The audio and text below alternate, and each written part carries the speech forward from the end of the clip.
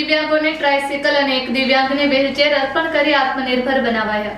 માંડવીની અંધાપંગ માનવ કલ્યાણ society અને કચ્છ જિલ્લા ગ્રામ વિકાસ સમિતિ ગોધરાના સંયુક્ત ઉપક્રમે લઠેરી તાલુકો અબડાસા અને દુર્ગાપુર તાલુકો માંડવી એમ બે દિવ્યાંગોને ટ્રાયસિકલ અને માંડવીના એક દિવ્યાંગ ભાઈને વ્હીલચેર અર્પણ કરીને આત્મનિર્ભર બનાવીને પ્રેરણાદાયી કાર્ય કરેલ છે.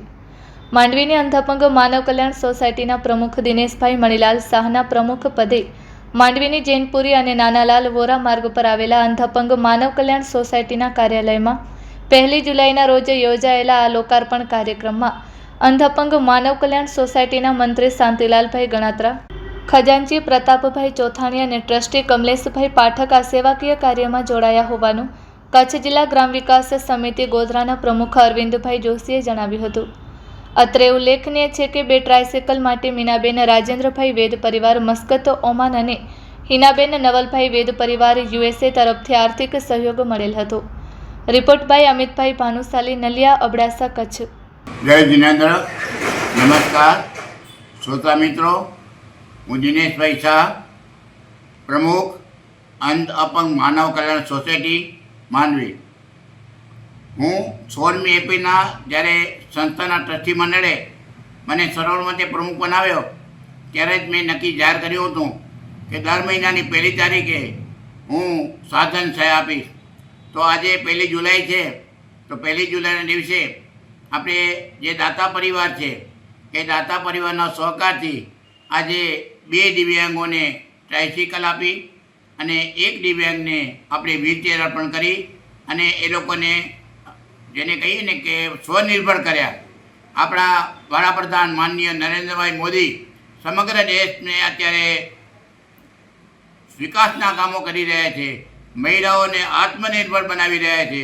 એમ આ અંધ અપંગ માનવ કલ્યાણ સોસાયટી અને કચ્છ જિલ્લા ગ્રામ વિકાસ સમિતિ ગોધરા આ બંને સંસ્થાના સંયુક્ત ઉપક્રમે આજનો કાર્યક્રમ રાખવામાં આવ્યો હતો અને મહિલાઓને અને જે દિવ્યાંગો છે એને સ્વનિર્ભર બનાવવા માટે રાખ્યો હતો.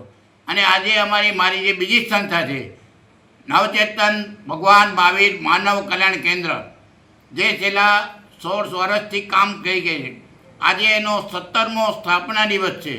તો આજે જે અહીં લોકાર્પણનો કાર્યક્રમ રાખ્યો છે એ લોકાર્પણનો કાર્યક્રમ હું નવચેતન ભગવાન મહાવીર માનવ કલ્યાણ કેન્દ્રને અર્પણ કરું છું. અને નવચેતન ભગવાન મહાવીર માનવ કલ્યાણના પ્રમુખ મહોદય માનનીય વીટી મહેતા સાહેબ અને સમગ્ર ટીમ આ દિવસે સંસ્થાનો સ્થાપના દિવસ આજે જોરશોરથી ઉજવાઈ રહ્યો છે. અને આ સંસ્થા અંધ અપંગ માનવ કલ્યાણ સોસાયટી અને કચ્છ જિલ્લા ગ્રામ વિકાસ સમિતિ આ બંને સંસ્થા સાથે રહી અને અમે મહિલાઓને આત્મનિર્ભર કરશું અને દિવ્યાંગોને કઈ કઈ જરૂરિયાતો હશે એ પણ સંપન્ન કરશું.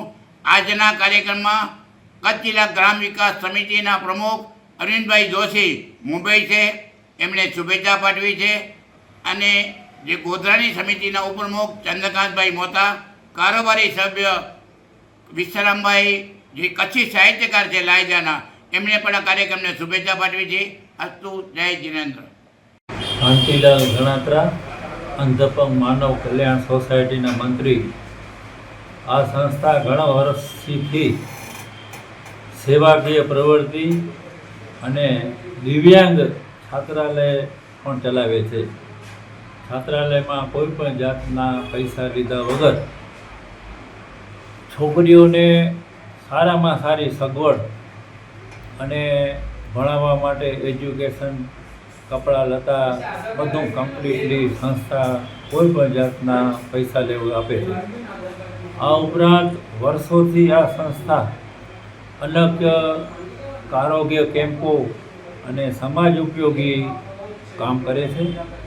અને આ અગાઉ આ સંસ્થા લગભગ 4.5 કરોડ રૂપિયાના સાધન સહાયતા કરી છે. આજે પણ 1 તારીખ હોવાથી અમારી સંસ્થાએ નક્કી કર્યા મુજબ આજરોજ વ્હીલચેર અને ટ્રાયસિકલનું દિવ્યાંગ લોકોને વિતરણ કરેલ છે.